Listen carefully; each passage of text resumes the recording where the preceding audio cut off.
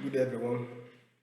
Today, I'm joining Ijomah Jacob, my humble self, to look at state management in Angular, NGROX. What is state management? It's just a process of maintaining state, memory, keeping in track the user's activities over time as it uses application. So, application state is a data repository available to all classes. When I mean classes, in an application, there are classes uh, in every application, and making data available to all the classes, class A, class B, class C, class D, or whatever be the number, is all what application state implies. So what is application state management? Application state management is just a process of maintaining knowledge. When we say maintain knowledge, remembering activities that have transpired in the past, just few minutes, 5 minutes, 10 minutes, or 1 hour ago, by the user, particular user on as he uses the application on the platform. So, process of maintaining knowledge of an application, inputs across multiple related data in different sections of the app. That's what state management an application implies. So to understand the condition of the app at any given moment, the state of the app, the situation of the app at any given moment. All right, so benefits, it makes it to be predictable. The app is predictable, the behavior of the app is predictable. And the architecture can be decoupled because of that, the purpose of state management. And every pieces of the application are maintained. Data flow to each of the pieces, working independently and still presenting it to the user what the user wants, and it's testable also. So those are the benefits of state management, just a few of them. And we have to majorly NGRS and Redux.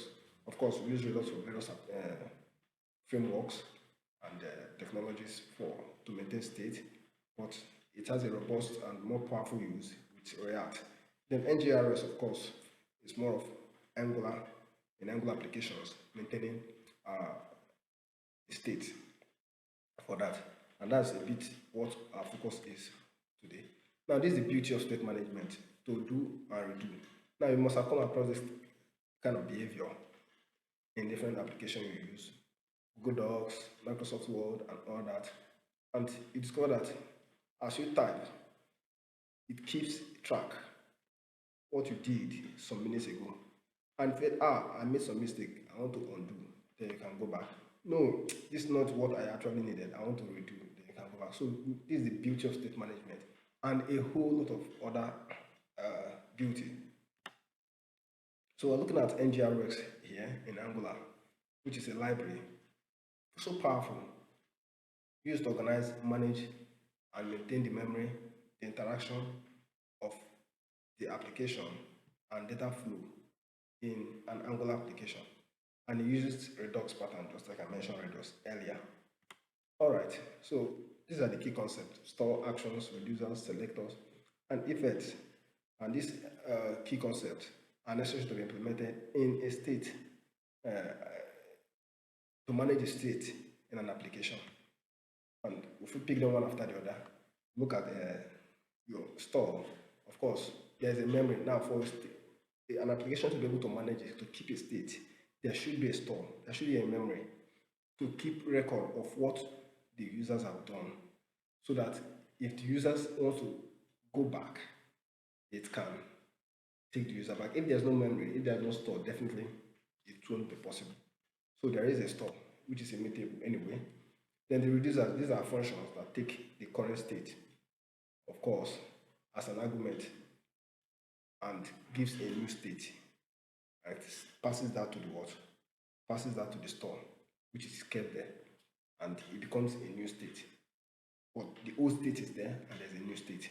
So we can move from the old state to the new state, and reducers assist also that. Then the actions are unique events that are dispatched from components or services. Of course, actions are essential in life.